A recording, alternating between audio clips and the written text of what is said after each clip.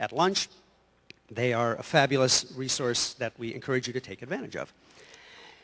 We're going to be talking a lot about this whole Web 2.0 business at this event.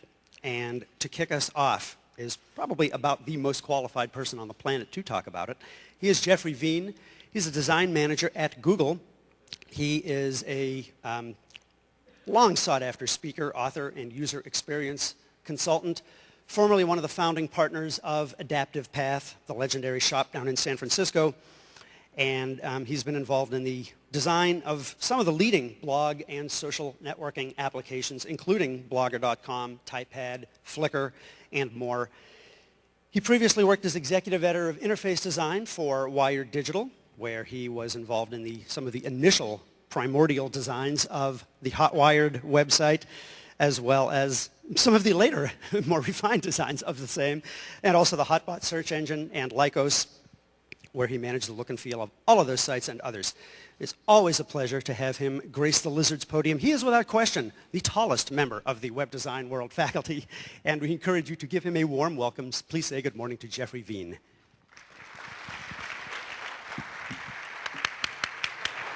Thank you. Good morning.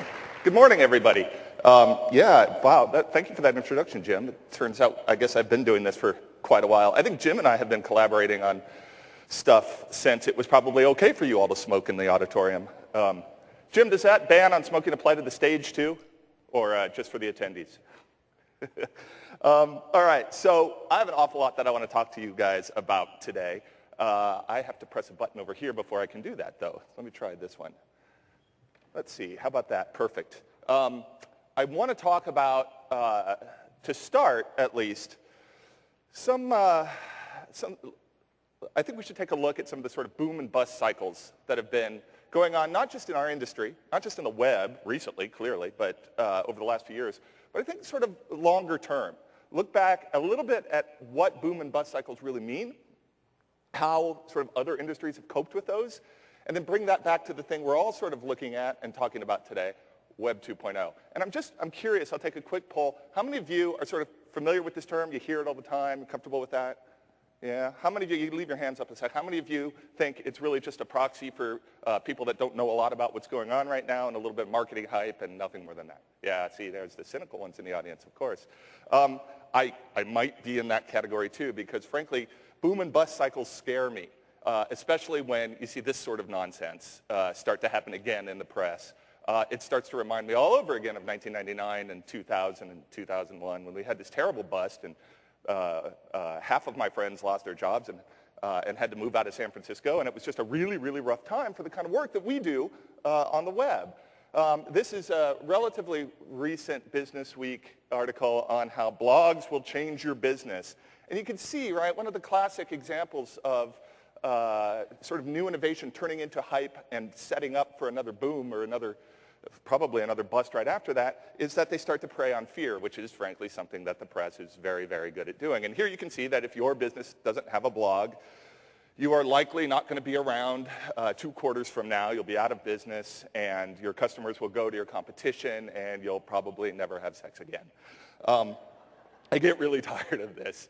I guess it sells magazines, but I saw recently an article in which a venture capitalist, I'll leave him anonymous for now, but he was asked, what is this Web 2.0 stuff in some business publication? And he answered that it was the ability to scale up to many users. And I thought, okay, then Web 2.0 started in about 1968, I guess. But okay, good, scale, users, performance, really important. Better use of bandwidth, which I guess speed is still really important. We're not always on broadband connection, and bandwidth is still relatively expensive if you're in business. This one I agree with. He said ease of use, another thing that Web 2.0 is about, which I'm a big fan of that, being a designer and a user-centered design practice at that. And, of course, he had to drop in things like RSS feeds. So that's what Web 2.0 is. Thank you, everybody, and have a great day, I guess. It's very tempting for, I think, people to get out and when they're asked about what is this Web 2.0 stuff, to say it is a sort of magic fairy dust that if you have a kind of a boring corporate blog, you can sprinkle it over or a boring corporate website, sprinkle it over your website, and suddenly everything will be fine. So what I want to do is deconstruct that a little bit and talk a little bit about how we can evaluate sort of big trends, booms and bust cycles in our industry and see what value we can pull out of that so that we can use it in our day-to-day jobs to solve problems for our users rather than getting swept up in the hype and see everything that's available to us and get really excited about the very sexy technology. Let's look historically a little bit, right? In the 16th century, there was a huge sort of innovation in the Netherlands in which Turkish trade routes opened up that had never been available before. And tulips came to Holland, which they had never had before. And when they got there, all of the tulip bulbs contracted this disease such that they bloomed in ways nobody had ever seen in the world before. Beautiful tulips all over the place, which caused this insane market to spring up. One of the first examples of a capitalist system gone absolutely awry, to the point where a single bulb was costing almost as much as a year's wage for an average worker. So people were mortgaging their land in order to buy bulbs, speculating that foreigners who weren't part of the boom yet would still pay even higher and higher prices. This, of course, came collapsing down. So many people lost everything they had that it fundamentally changed not only the way business is done in Holland, but a lot of the trade practices that are still in practice in Western Europe today. It's interesting to see what happens there, though, right? When there is a technological innovation that is relatively disruptive. In the case of Holland, it was trade routes. In the case of the big railroad boom in the 1880s, it was the steam engine, which suddenly allowed sort of the separation of where resources were found and where they were refined, right? So that people could essentially live wherever they wanted and still have access to all the things that industry was providing at that time. Huge disruption in technology, huge disruption in real estate values and speculation everywhere. So a tremendous amount of investment went into that industry, making a lot of people very, very rich, and a lot more people sort of left out to dry when everything corrected itself, as it always does. So the 1880s were no different than the early part of this century, when the technological disruption there was Henry Ford realizing that he could change the way things were produced to make them available to everybody, and thus that locomotion of the steam engine was put in the hands of just about anybody. And the results there were, again, phenomenal, right? It invented not just the car, but suburbs, and probably even teenagers out of that one technological revolution. And that has continued, right? Things like the complete abstraction of wealth into information, which caused trade to be so frictionless that it turned into one of the biggest booms in this country's history, and one of the biggest busts that followed as well. And that's continued into sort of more contemporary times, right? In Tokyo in the 80s, the real estate was outrageous. The market there was incredible. At one point, the few acres in the center of Tokyo where the emperor's palace is was worth more than all the real estate in North America. So that might be a little bit of a boom, right? And again, that corrected, and again, a lot of people experienced a lot of sort of financial economic pain because of that. We went through our own. Remember, at one point, there were 5 pet shop stores going public in America, which is, in retrospect, ridiculous, but also kind of understandable in that time. A huge technological disruption, right? Suddenly, IP technology was everywhere. 10 years ago, it wasn't as common for people to have even things like email at the office, right? Even things as simple as that. So it's interesting to look at these trends, right? We have a technological disruptive event. Something happens that changes the rules, and literally does, right? Like the web changed the rules for most business. We have a lot of investment that happens in that, and a lot of speculation that follows that early investment, right? This is how most people expect booms to continue. We have a big boom, right? Things are changing. People are investing. This hockey stick growth curve is going up, and they expect that that rate of growth will continue, right? But the reality is a lot more like this, right? That rate of growth goes up, everybody invests, and then things level off. And that always happens. It always, always happens. And we've seen that on the web as well, right? This is a cartoon that somebody sent me a while back that shows sort of, well, in a nutshell, my career. Yeah, 1994 was a very exciting time, rich, fertile plains of innovation happening, and things really grew over those few years. But boy, 2000 was just really, really rough, right? Things really, really came apart in the web industry for just about everyone. And yeah, in 2001, I mean, things started getting interesting again. But they got interesting from a creative perspective, if not a financial one. That was, for example, the year that I started the company Adaptive Path with my friends. I tell you what, we all got Aerons dirt cheap in 2001. It was a really good time to start a company with very sort of limited expectations because of that sort of hype had calmed down, right? Most of the speculation had gone away. But all the problems of the web, of businesses facing that transition and maturity on the web still existed. And things have been growing since then. But we're starting to see little cracks, right? A lot of hype.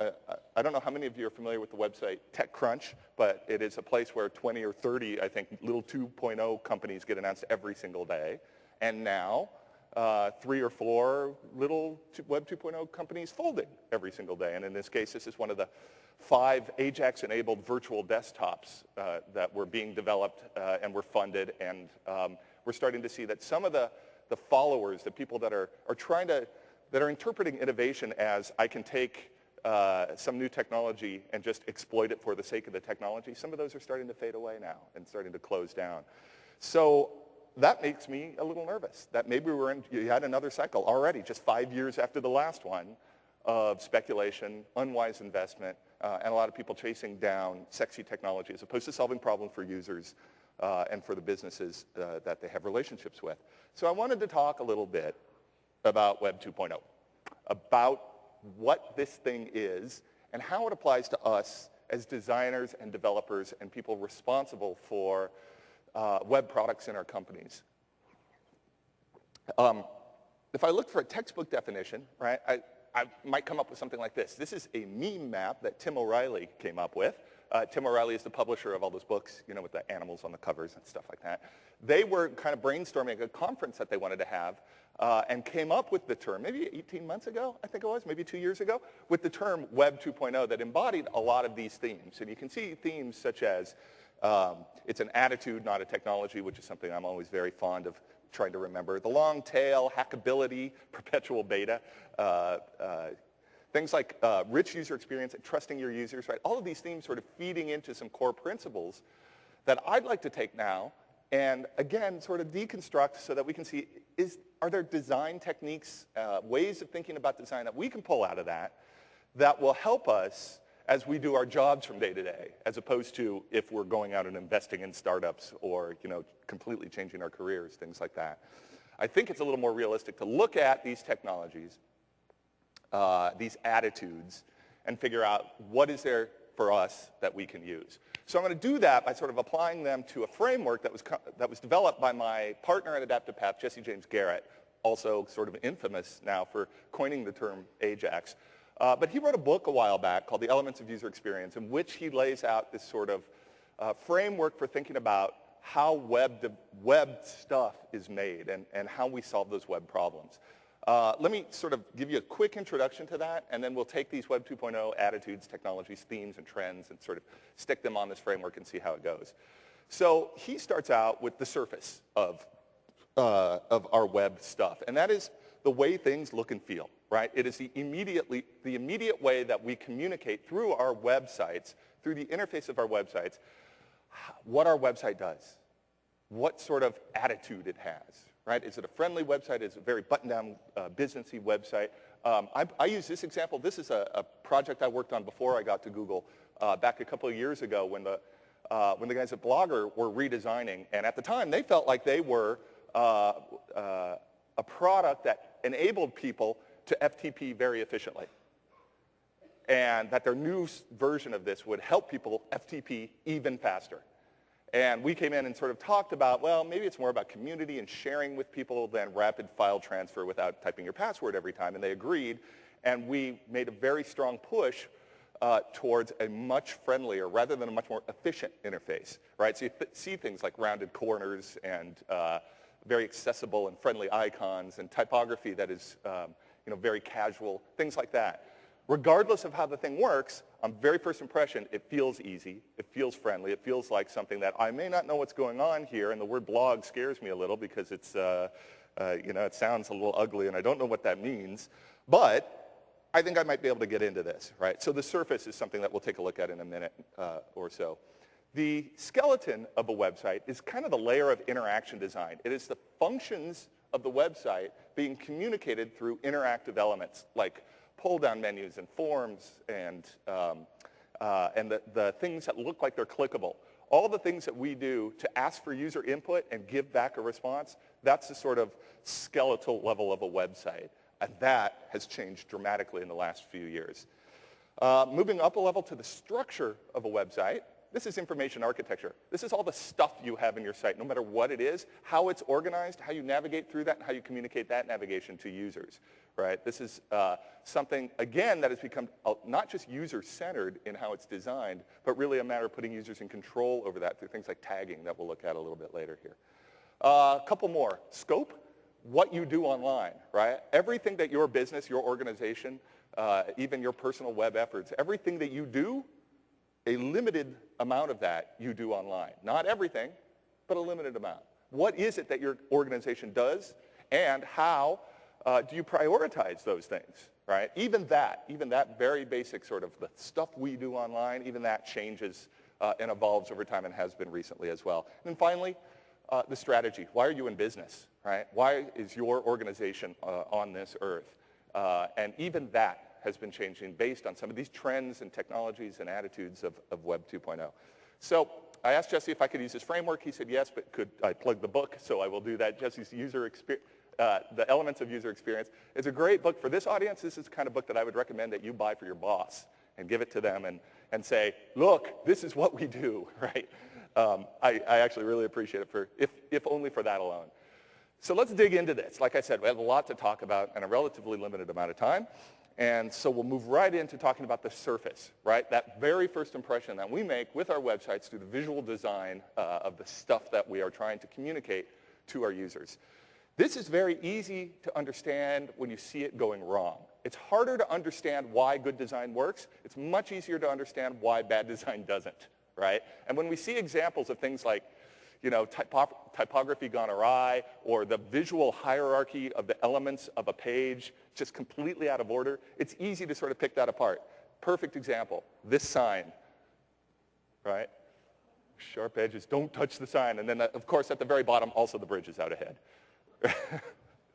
Visual design gone wrong, right? This is where a designer, ostensibly, I'm sure this is a little bit of Photoshop work, but a designer here has gotten the elements of the sign wrong, right?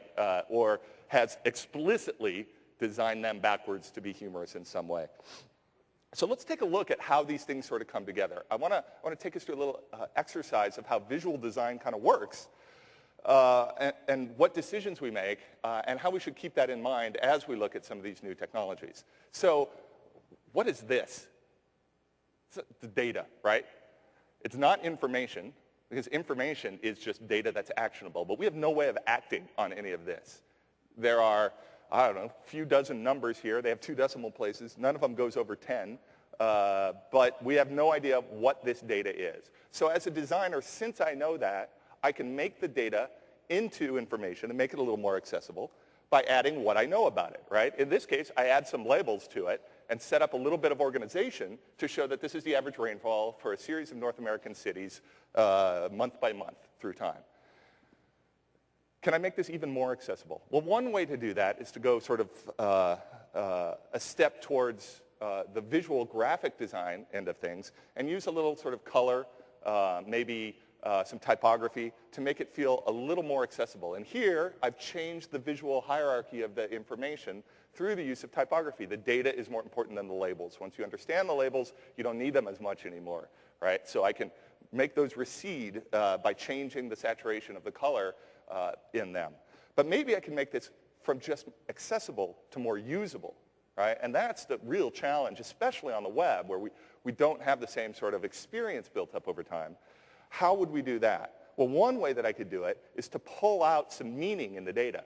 Here, I've added values of blue based on the value of numbers, right? So the more rain that a particular city gets in a particular month, the darker blue it is. So now you can really quickly look at this and say, well, if we want to go on vacation and we don't want to get rained on, we might want to avoid Miami in the summer, right? And it looks like Seattle in the wintertime is a little damp. So how can we take this a step further and make it a little more like the rich internet applications or the kind of design, interaction design that's happening on the web today. Well, what if I take it towards a little more abstraction? Is this more usable? What do you think?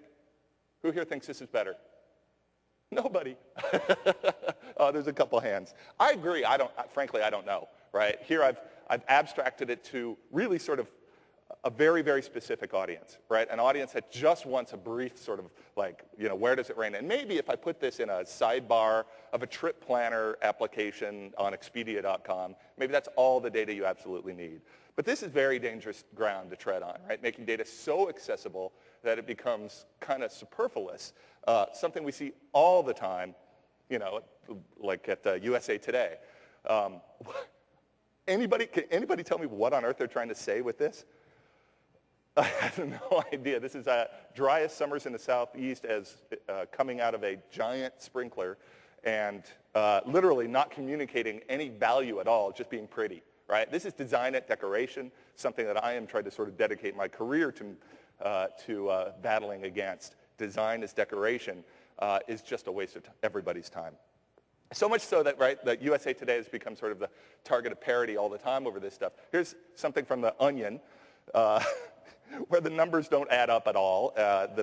It doesn't make any sense. It says here 48% of Americans have zero intellectual life and must make physical behavior more interesting to compensate, for example. And I love this little quote at the corner here. The U.S. Safety Council reminds all skaters that helmets are for dorks. Yeah.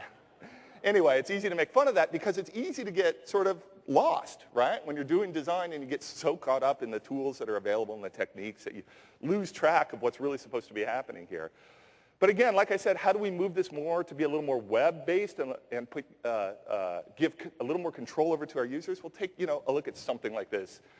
An idea here where we can maybe plot this geographically, maybe give users control over what cities they can show and hide. That suddenly expands the range of data available far beyond what was available in that little 3 by 5 inch square that I had, and put interactive control so that users can sort of zoom in on the date that they're interested in and start to play with this, right? Play was one of the big things that Tim O'Reilly had been talking about with Web 2.0, right? Allowing users to sort of feel like they can't make a mistake, that they can sort of try all their options and start to have a little bit of fun with these applications. So I don't know if this is usable or anything like that. I threw this together in a few minutes. But the idea here is that I am taking a step back as a designer and saying, I am not going to control every aspect of the experience you have here. In fact, I am going to use my design skills instead to give you control over the experience that you want to have. And that's a big shift for a lot of designers. And it's one that's absolutely native to not only interactive design, but the web in general, right? That I am going to trust my users, that they can have the experience that they want to have, and I will use my design skills to enable that, rather than for me to try to control every pixel on the screen, try to control everything they click on, but rather, again, enable them for the flexibility that they need. That trust is something that is really, really hard to develop, and something that, the surface layer of design is extremely important to start that level of trust. There's a study at the Carleton University about trust in design. And the researchers found at the end, this is a quote from their findings, even if a website is highly usable and provides very useful information presented in a logical arrangement, this may fail to impress a user whose first impression of the site is negative. And what they did was show a bunch of websites to users, or to subjects in their study. It didn't let them navigate or click or anything like that. Just look at the website and asked, did you trust that website or not? First impressions. The interesting thing was how long they showed that website to them for. So 1/20th of a second, they would flash a website on the screen and ask users, did you trust that website? Would you trust that website? You think you could find stuff there or get things done there? And almost across the board, users clustered around particular design features and aesthetics that they would or wouldn't trust, which is amazing. I mean, we can do a sort of pseudo experiment like that. I can't really do a 20th of a second, but you could look and say, like, oh my God, what was that, right? Those are some of the interfaces that they showed people. And you probably, just by looking, I mean, that was maybe a half a second, wasn't even a 20th of a second, but you probably got a sense of which ones you trust or would trust or would attempt to put trust into, and which ones you didn't. I certainly, just looking through those, I get a sense of that immediately, seeing things like lots of white space and accessible colors and typography, all of that just immediately comes out.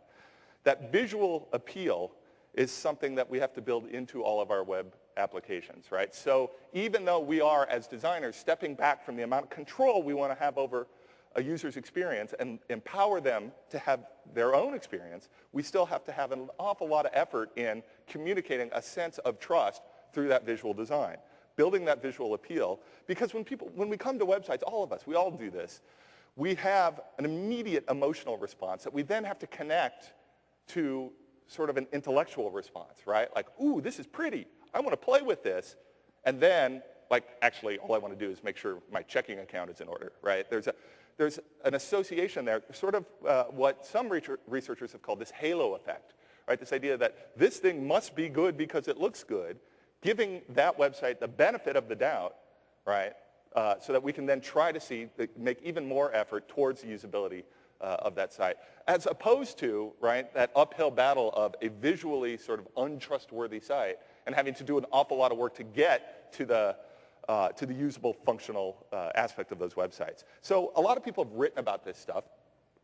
There we go. Don Norman, for example, wrote about this in his latest book. The book is called Emotional Design, right? He talks about, in fact, this on the cover is a juicer that he owns, that he has on his kitchen counter, right, for making fruit juice in the morning, that he absolutely loves. It is a beautiful piece of design. He's proud to have it in his home, and it is probably one of the worst products for actually making juice that exists in the world today. Right? His coffee maker probably makes better juice than this thing. There's a giant puddle of orange juice on the counter every time he uses it. But he loves it, and he keeps trying because he wants to love it so much. But yeah, emotional design, right? I think Kelly, who's on next, is going to speak about that as well, about bridging that gap between the pure intellectual of usability and this emotional response we have to products based on how they communicate to us through their interface, through their functionality, things like that. BJ Fogg also writes a lot about this stuff. He did a lot of work as a researcher in Stanford about the sort of way we can use technology to persuade people and the ethics involved in the design that we do and in the interaction design that we do. So if you want more on this, those are great sources to get that. So anyway, right, we've got our little application here.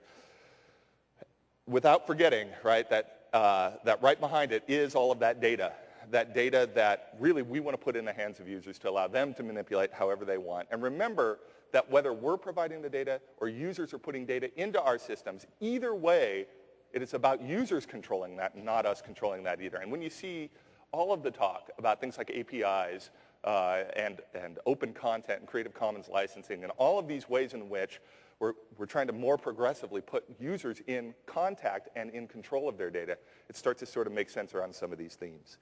All right, so let's move on and talk a little bit about the skeleton, the interaction design, the way in which elements on the page communicate the functionality in an interactive way of our websites. I used to think I was pretty good at this stuff, at this interaction design stuff. It's where I sort of have always drilled in with more detail in my personal sort of design work that I've done.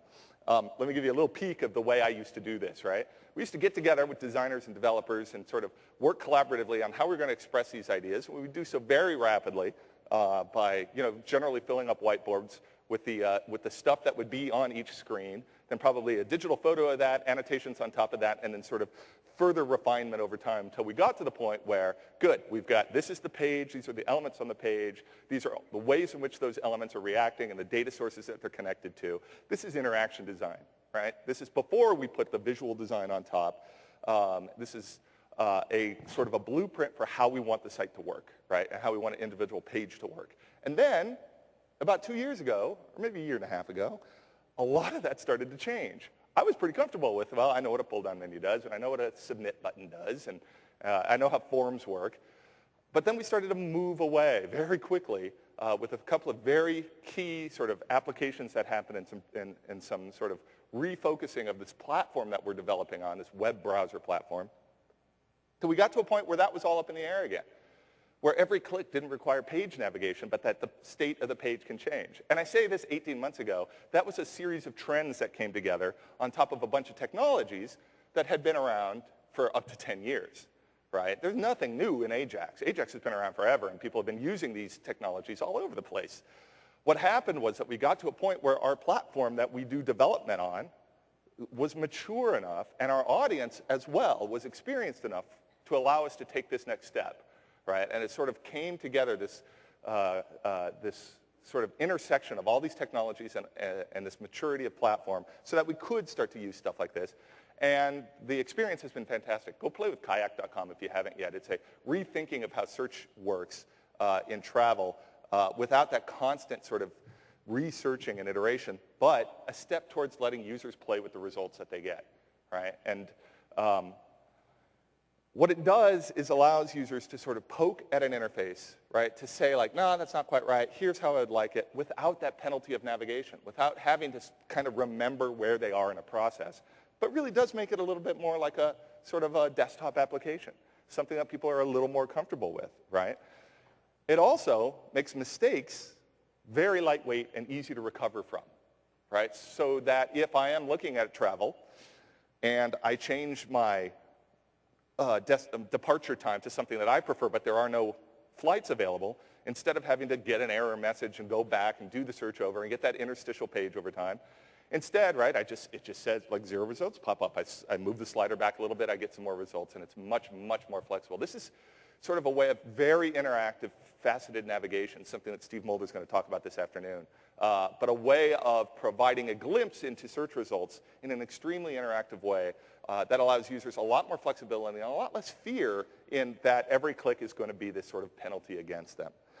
It's what, I love this quote, Bruce Sterling called roller skates for the web, whereas before we were just kind of walking along. Now we can make these interfaces that sort of give us this advantage, allow us to sort of skate along much more quickly.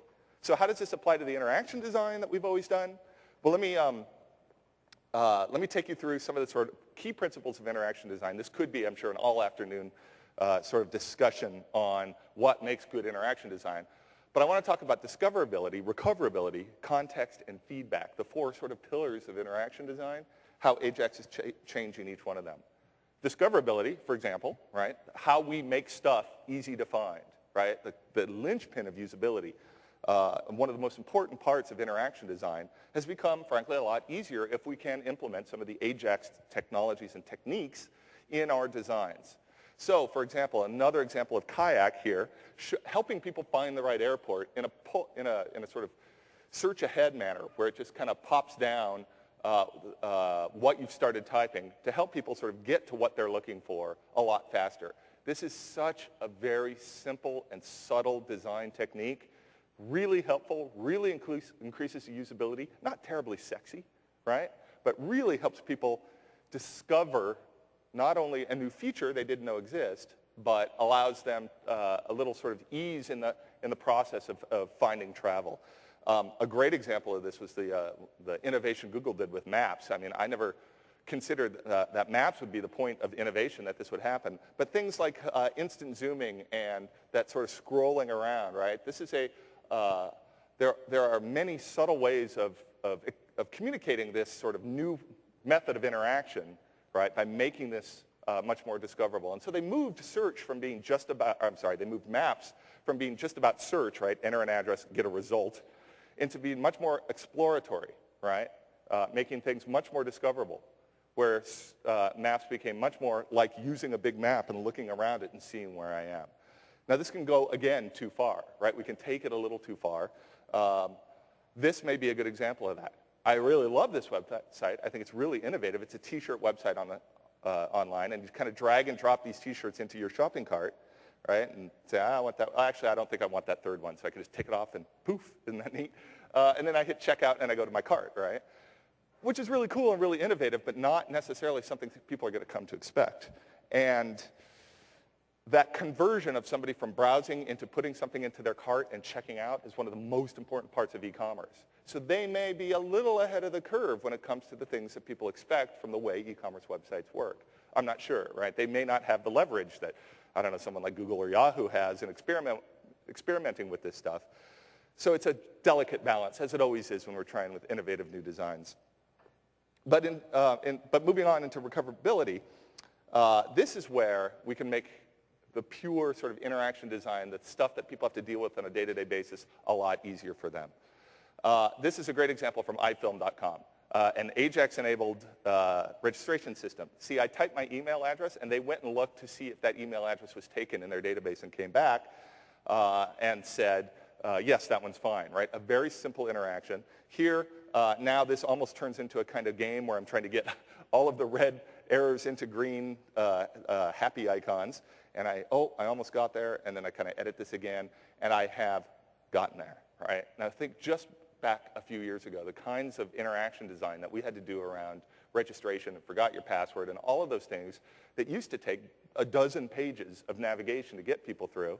And now we can sort of really make this a much more intuitive, simple, efficient experience to get people into the content that they wanted to be in the first place. So catching errors before they happen is just one example of how of enabling recoverability into applications. Here, another very simple example of context, something that has been a pet peeve of mine forever, has been file upload in the browser, right? Well, we can sort of get around that by sort of compensating for poor browser interface by doing something as simple as here an Ajax sort of painting of how much of the file has been uploaded over time rather than the browser just sitting there sort of spinning. Very, very simple stuff, but very powerful in enabling experiences that just make users feel a little more comfortable with what's happening. Now, finally, I want to talk a little bit about feedback. I think the guys at 37 Signals have done a fantastic job on their web applications. And in particular, bringing these little sort of subtle ways of communicating to people that changes happened on a page, right? So if we're no longer requiring navigation on every page click, we still have to communicate, give feedback to people that stuff has happened. And 37 Signals does a great job of that through their little yellow fading effect, right? Something has changed here, right? And it's a quick update, and then it goes away, and you're back to work, right? As opposed to navigate, navigate, navigate. They've done really fantastic job there. Lots of examples there, lots of sort of ways in which you can explore the things that are available now that we can start to use this collaboration of technologies in a more powerful way. All right, let's talk about structure a little bit. Again, the information architecture of our websites. And again, this is something that's changing a lot. I want to sort of talk a little bit about how we are developing as users this different relationship with the data that we put into websites. Actually, let me talk about my computer. Here's a screenshot of my documents folder. This is how I used to organize the work and personal stuff that I used on my computer. You know, I probably should have checked that pretty closely before I put that, everything okay? Yeah, I guess that's safe enough. So this is what I would do, right? I would create a new document. I would typically throw it on my desktop. My desktop would get too full, and I would start to neatly and diligently file everything into different folders where they go. I kind of stopped doing that when OS X brought Spotlight into the operating system, and I started just giving things quick tags, right? Just kind of typing in the file name, how I wanted to remember this in the future. And then throwing everything in the documents folder. So creating a sort of personal vocabulary as I was developing something, not as an explicit step, right? So as I'm doing my work, I'm like, oh, this is about, here you can see I've done this big search about Millhouse, which was a code name for the measure map product that we developed last year at Adaptive Path. And I could very quickly then pull up this great sort of search results on all the stuff that I'd been doing there, all the emails that we'd been talking about, events that were coming up, right? It's really cool. And the MSN search bar works this way, and I think the Google desktop on a PC works this way. It's really kind of changed the relationship that I have with the content on my computer. I also started to see these same trends happening in websites in which I was storing information. And I think Delicious is a fantastic example of this. Delicious Social Bookmark Manager, which is a fancy way of saying, when I find websites, I stick them in here, and I share them with my friends. But as I stick them in here, right, I start to type these little tags. And you can see my tags there on the right-hand side of this interface, where those are, on the left are all the interfaces that all the websites that I've been to. On the right are all the ways that I want to remember them, the little categories that I've developed as I'm sticking them in there. And so you can see, right, that I've tagged things like accessibility and gadgets and cycling of blogs and things like that. And then I can drill in to that page. In this case, this is the page that aggregates all the sites that I've tagged blog. And I can see the relationship between those and other sites that I've tagged. And it starts to make this nice little personal filing system for me. And that's great. But what's the most interesting, right, is that little link at the bottom there. Show me blog from all users, right? And now show me the connections between all the other people that are using the system that are using the same vocabulary as I am to tag sites while they're traveling around. And I can drill into that and see this is the tag that all users are using, right? This is how we are now sort of collaborating almost ad hoc, right? Completely informally. But it just makes sense. I've tagged a bunch of stuff blog. Other people have tagged a bunch of stuff blog. Show me all of that and then show all those intersections together, right? This is what is known as tagging now in the sort of information architecture world, this idea of a folksonomy instead of just a taxonomy, a way of navigating, a way of organizing that's generated by the experience people are having. And architecture laid on top of usage patterns, which is fascinating, right? Flickr does a great job of this. I absolutely love the way that Flickr allows you to tag your own photos, but then show all the intersections between them. Here's a good example. I will share with you a little sort of a fear I have. I have all my life been absolutely terrified of lizards, and I don't know why. Completely irrational, nightmares and the whole thing. So one day I'm sitting in a park not far from my office, having a burrito with lunch and a couple of friends, and we look over and we see this guy sitting in the park with us. And this guy was probably, 6 feet long with his tail, like really, really big lizard. And I had this very sort of irrational sort of fear that like, oh my God, what's going on? I look over, there's some other guy having lunch. I'm like, what's up with the lizard? And he's like, oh, that's my lizard. You can pet him if you want. So I thought, all right, I'm not going to pet the lizard, but I am going to face my fears. So I get my camera phone, and I walk up to the lizard, and I'm like, and I take the picture, and I'm so proud of myself, and the lizard sneezes. And I jumped in the air probably 5 feet and went running back, and I was crying a little bit. And so anyway, I post this on the Flickr, and I give it some tags, right? So I say, all right, iguana, South Park is where I was, lizard, sneeze, nemesis. Those are my tags, right? And what's interesting about Flickr, just like in Delicious, is that you can see these little sort of hard to make out gray blobs. I don't even know if you can see them in this screen, in this particular projector. But there's a little globe in front of each one of those tags. And I can click on that and I can see everything that people have tagged, in this case, lizard. And what's really interesting is that the developers at Flickr have created this architecture as a bunch of big empty containers, right? Like they don't make the content. The content is uploaded by their users. They don't even make the navigation. They just enable people to tag stuff and then navigate through their tags and see the connections with everybody else. All they really do is provide these empty containers and let users have their own experience. And they use their design resources to enable these experiences, not control them, right? And these clusters are fascinating because this is sort of almost an editorializing through algorithms, right? This is an interesting sort of secondary navigation page about how all the lizard content goes together in a way that they never would have dreamed up, right? Maybe you want to see like all the tags that people are posting, what hot tags are there in the last 24 hours. It's fun to see like all the festivals show up every summer. The holidays go through these and get bigger and smaller and things like that. But traditionally, information architects, the people with library science backgrounds, would often think about the way information was organized hierarchically. Of course, it was not at all the solitary way of doing that. There's a tremendous amount of ways of organizing information.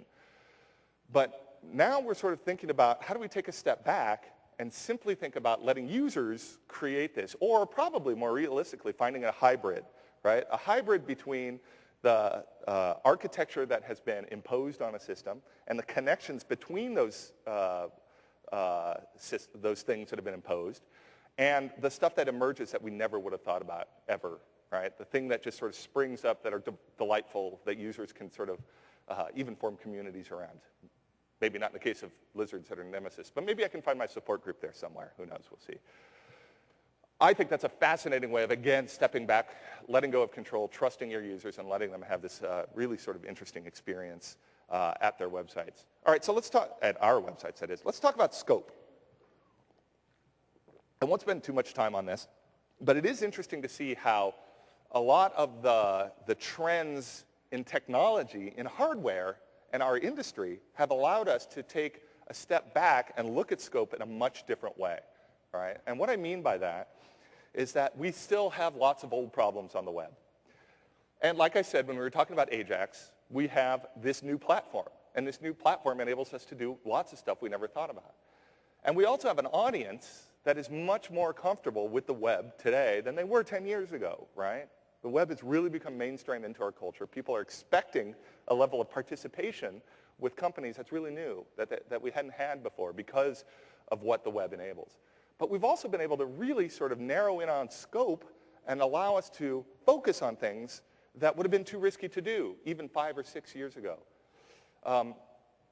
10 years ago, if you wanted to do an internet startup, you had to go out to the venture community and raise $10 million. And then you would give $2 million to Oracle for your database software.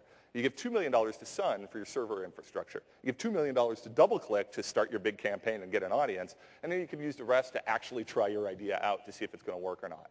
Well, it's very risky, right? But it's not like that at all, right? Like, if you're starting out now, like I did this last year at Adaptive Path, server software, databases, web servers, stuff like that, that's all free now, right? At least, you know, to get started. You don't have to invest $2 million in server software, nor servers themselves, right? Commodity hardware allows us to explore and experiment new ideas without a huge financial investment. And actually, advertising with all the pay per click makes that incredibly efficient. I only pay for the visitors that I see now. I don't have to make this huge marketing campaign that splashes across the entire internet. So that's really allowed us to refocus and narrow scope down. Whereas before, right, I really had to be solid with this idea, and I really had to convince a lot of people of that. Now we can just kind of experiment and explore and do all kinds of stuff. And you see people doing that. I think Google is a good example of this. I find myself at this new company now where we're encouraged to go explore and see what we can figure out. Here's a great example, content management systems, right? There's a big, huge, nasty problem that still exists today in most organizations. That old problem is extremely complicated, and it's a problem of trying to give people a lot of access and flexibility to develop the content that they want to do on the websites while still maintain some level of consistency and, you know, enable that as a dynamic, sort of as efficient publishing as possible. You can see here's a screenshot of Vignette from a while back. It's a really sort of complicated, big enterprise-level piece of software. And what I found in a lot of the consulting that I'd been doing over the last few years is that there are very few organizations that actually need this level of complexity for the content management systems that they were developing. And in fact, what I would recommend to a lot of my clients was, tell you what, let's start with a blog. And let's put that online. Let's see if we can push that. And if you get to the point where the blog software is just not powerful enough for the very specific problems we're trying to solve here, then let's consider this, right? And like 80% of the time, yeah, you know what? Reverse chronological order with a few editors was probably good enough for a lot of department-level content management system problems they were facing. Of course, I mean, if you're a giant legal firm that has all of this documentation moving around, of course a blog's not going to work. But for a lot of departments that were struggling with how do we keep our press releases up to date, free software and very simple solutions were enough if they were able to bend to those constraints. But what I really like on top of this new platform is the level of participation that we've never seen before. If you think about this blog software that's out there now, we now have thousands and millions of people contributing content into the web in a very structured way, right? Publishing XML now in a way that would make the proponents of the semantic web years ago absolutely ecstatic. And we see that all the time. Here's a great example. Every band that records an album these days has to put a couple of MP3s online for free to promote that album. So now all these blogs have sprung up of people like looking for those free pieces of music, writing a post a day about this new song, and sort of developing an audience for a particular genre or style of music by searching out those blogs, right? Well, what they're doing is pointing to basically little database records in structured XML of all of this music that's out there every day so that we can start to build applications on top of that participation. So here's this website called The Hype Machine, which takes a look at all the MP3 blogs, sorts them by genre, and turns them into streaming playlists of new music based on that genre, right? This is thousands of people with a little bit of spare time out sort of doing the work that traditionally we've relied on the recording industry for, right? The promotion and discovery of new music. This is fascinating, right? This is a level of participation that is rapidly becoming the norm, the way people are expecting to interact with the content, with the services, with the companies that they are trying to do business with. That's fascinating. Now, I've talked about maps already a little bit as an old problem where maps were search. Type in an address, get a result. And that this new platform, right, shifted that to be much more exploratory, right? But what may have been the biggest innovation there was the API for every spot on the globe, right? And that's where we get these levels of participation, where a company, in this case Google, but Yahoo has done a great job at this as well, has sort of taken a step back and saying, you know what, our interface to maps is just one particular way of doing that. We're going to open up an API, give that content out to our users and see what other interfaces, what interesting ways that they can use that content with the full assumption and the right assumption that that'll help develop a stronger relationship with that audience, even if they're giving away that content for free. And in this case, this is a side project somebody did in their evenings after work in which they took the content from Google Maps, that API for geographic places, and mashed it together with the public domain data coming out of the Chicago Police Department and put together a browsable neighborhood interface to crime that's happening in Chicago. Absolutely fascinating. Now, would this person have been able to pull this together if they had to create, like, first go off and do deals with the satellite imagery companies and then, you know, make this big database? Of course not. None of that would have happened. But by enabling this, not only does it position the map provider, in this case Google, as somebody who is participating in civic action, but allows a sort of citizen journalism that's never been possible before. That's absolutely a fascinating way to think about this stuff. All right, one last example of this, analytics, right? Who is coming to our websites? In the past, again, big server type software, rather enterprise level software, very complicated, hard to use.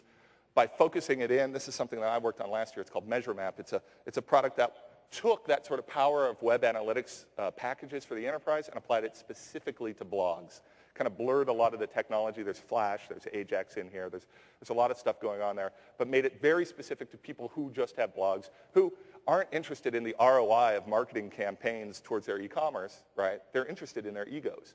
And so this is completely, oh, come on, it's true. It's completely focused on who came to my website, who's linking to me, who's commenting about me, right? The things that are very important. Again, dramatically narrowing the scope of a big problem, and then creating this level of participation. There's an open API that we're developing.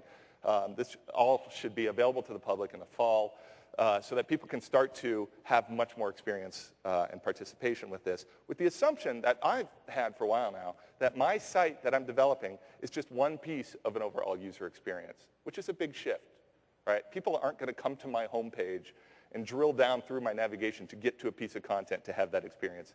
My piece of content is one part of a very, very large experience that people have every day. And that's, again, almost this sort of Zen level acceptance of the fact that I can't control virtually anything that people do online. And if I play in that game, I'm going to do an awful lot better.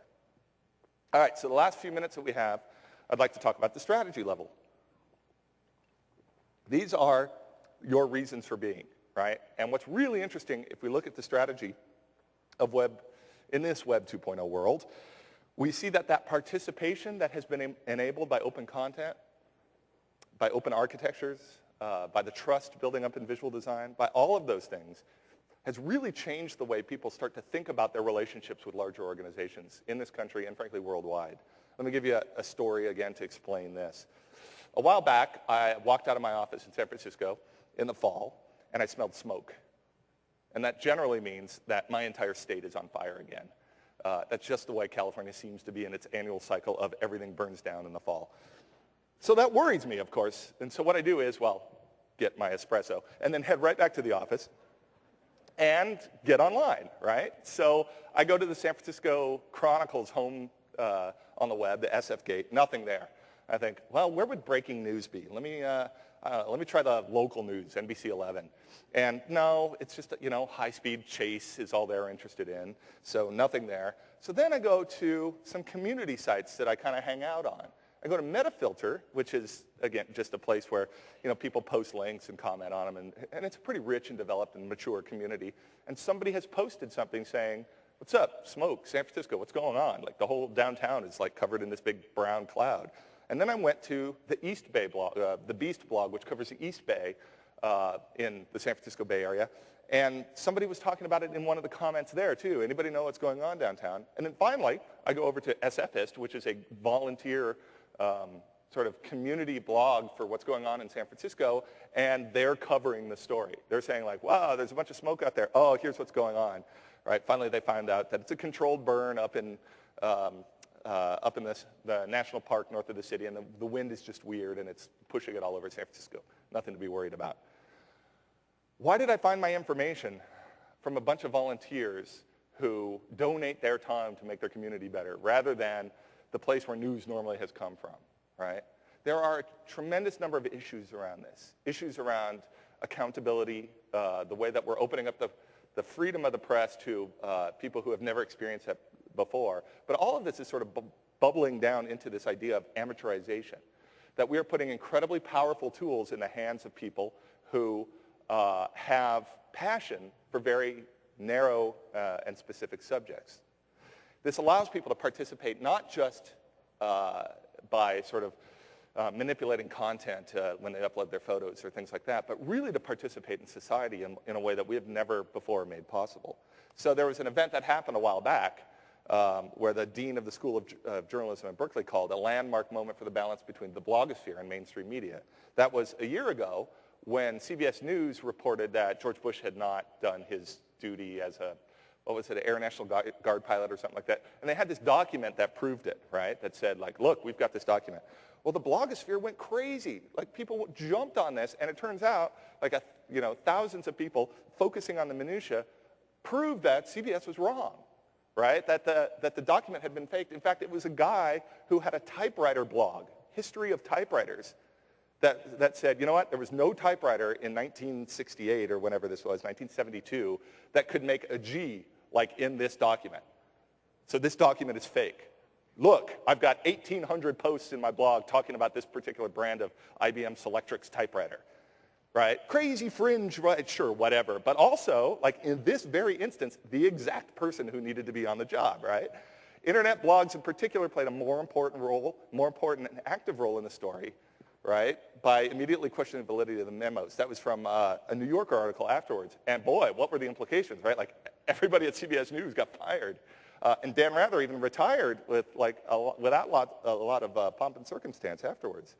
It's interesting to put the publishing tools in the hands of people, right? Clay Shirky says, weblogs fix the inefficiencies traditional publishers are paid to overcome. Powerful tools in the hands of users, right? In a world where publishing is that efficient, it's no longer an activity worth paying for. And when I think about the number of words, the percentage of words that I pay for today versus 10 or 12 years ago, it's really a dramatic shift. That we've taken publishing, this act of participatory journalism that citizens are involved in now, and have taken the bottom out of the market. Think about where that's happened before. For those of you who have traveled, how many of you used an actual human travel agent to get here today? Nobody. That industry is gone. Travel agents don't have jobs anymore unless they work for either cruise lines or corporate travel, right? Like internal corporate travel. We found a much more efficient way to do that and made that industry go away. Classified ads are next, frankly, right? I came from a newspaper background, and Craigslist has made that efficiency of connecting people in a community around very tiny pieces of commerce, have made that so efficient that that's going away. And you know what? I mean, we can be nostalgic for travel agents and classified ads, but frankly, that's fine because we are finding new and better ways of doing that. At what expense is something we, as a society, we sort of have to evaluate, but that's what's going on. I mean, think about the unbelievable level of participation in something like Wikipedia, right? And the levels of community trust that they're developing as a way to make that society work. They're not the only ones. There's an awful lot going on, right? All of these little inefficiencies that startups are sort of eking into to say, like, this is my spot. I think I can do something cool here, right? We've commoditized hardware. We've commoditized software. We've even started to commoditize the talent that goes into there to make this incredibly easy for us to start experimenting in space and up that level of participation.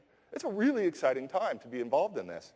It's also very important that we sort of keep our focus.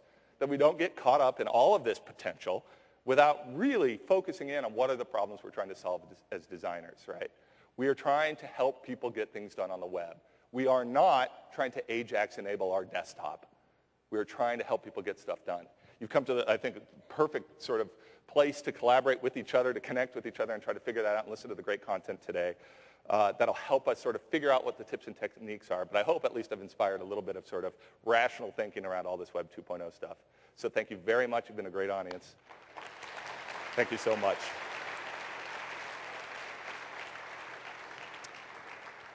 And my slides are online. You can download them at that URL. And they are under a Creative Commons license. You can do whatever you want with them. Just leave my name on it. Thanks. Thanks, Jim.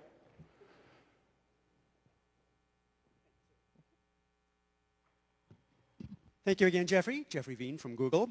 We are going to take a 12-minute break, and we'll be back at 10:15.